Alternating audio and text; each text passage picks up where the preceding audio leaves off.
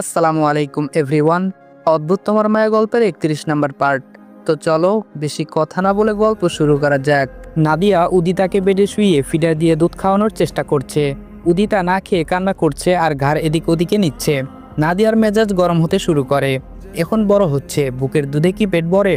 বাড়তি খাবার দিলে সেগুলো খাবে না, একটু মুখের ভেতরে দিলেও জিহ্বা দিয়ে ঠেলে মুখ থেকে বের করে দেয়।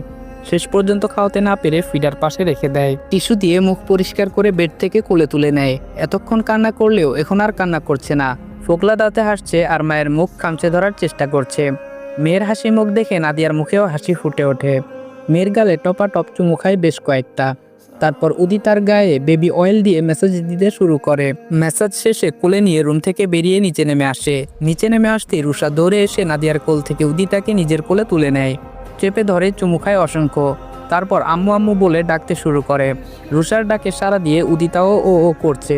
উদিতার রেসপন্স দেখে খিলখিলিয়ে হেসে কুটি কুটি হয় রুষা। হঠাৎই ঠাস করে রুষার গালে চর পড়ে। চর খেয়ে হতভম্ব রুষা বড় বড় চোখ বানিয়ে উদিতার মুখের দিকে তাকিয়ে ঠোঁট উল্টে বলে, আম্মা মারলে কেন?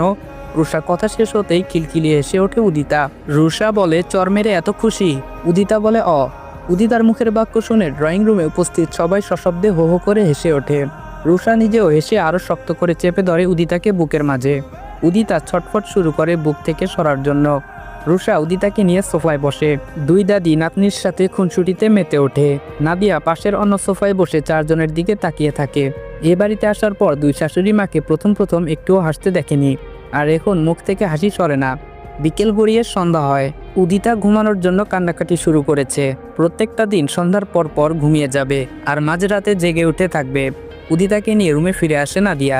মেড উদিতার জন্য দুধ বানিয়ে ফিডারে ভরে রুমে দিয়ে যায়। ফিডার মুখে দিতেই মুখ ঘুরিয়ে নেয় উদিতা। জোর করে মুখে পুড়ে দিলে মুখ থেকে দুধ ফেলে দেয়। হা করে কান্না জুড়ে দেয়, খাবে না এই দুধ। নাদিয়া বলে, আমার সোনামা খাও, একটু খেয়ে দেখো কত মজা। উদিতা করে কান্না করতেই থাকে, কিছুতেই খাবে না এই কৌটার গুঁড়ো দুধ। নাদিয়ার রাগ হচ্ছে এখন। এই মেয়ে পেয়েছেটা কি? 6 মাস বয়স হয়ে গেছে, এখনো মায়ের বুকের দুধে পেট ভরে নাকি? একটা বাড়তি খাবার মুখে দিলে খাবে না, সব ফেলে দেয় মুখ থেকে। নাদিয়ার ইচ্ছে করছে ঠাটিয়ে দুটো লাগিয়ে দিতে। রেগে ফিডার পাশে রেখে চুপ করে তাকিয়ে রইল মেয়ের মুখের দিকে। কত কান্না করতে পারিস, কান্না কর। দুপুর থেকে যাবৎ 3 বার ফিডার খাওয়ানোর চেষ্টা করেছে, একবারও খায়নি। হাত পা ছুঁড়ে কাঁদছে উদিতা। নাদিয়া চুপচাপ মেয়েকে দেখে চলেছে। সিঁড়ি বেয়ে উপরে উঠে আসতেই প্রহরের কানে ভেসে ওঠে উদিতার কান্না। ভ্রু কুচকে দ্রুত এগিয়ে আসে ভাইয়ের রুমের সামনে। পর্দা টেনে দেওয়া রয়েছে, ডোর খোলা। গলা কাগারি দিয়ে কিছু সময় পর রুমে প্রবেশ করে। প্রাণপ্রিয় ভাই জিকে এমন অবস্থা দেখে দৌড়ে বেডের কাছে এগিয়ে আসে। হাতের ল্যাপটপ ফাইলস বেডের উপর রেখে কোলে তুলে নেয়